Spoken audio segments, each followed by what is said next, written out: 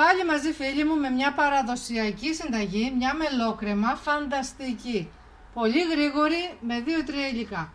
Πάμε να τη δούμε. Τα υλικά μας είναι ένα ποτήρι νερό, 4 κουταλιές της σούπας μέλι, ένα φλιτζάνι του τσαγιού ηλιέλαιο, μπορείτε να χρησιμοποιήσετε και ελαιόλαδο αν θέλετε, και 3 κουταλιές της σούπας νησεστέ ή μισό φλιτζάνι του τσαγιού, αν δεν έχετε αλεύρι.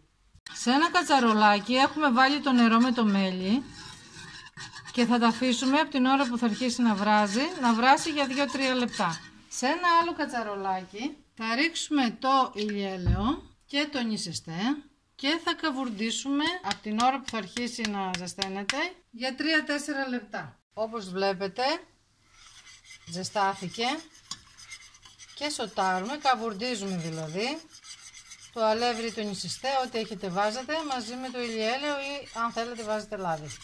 Έχουμε ενώσει τα δύο μείγματα, αλλά προσέξτε, θα τα αφήσετε 10 λεπτά να κρυώσουν, αλλιώς θα καείτε. Ανακατεύουμε και γίνεται αυτή η υπέροχη κρέμα μελιού. Σερβίρουμε στα μπολάκια, είναι περίπου 2 μπολάκια. Έτοιμη, σερβίραμε με λίγο σουσάμι, ταιριάζουν πάρα πολύ τα καρύδια.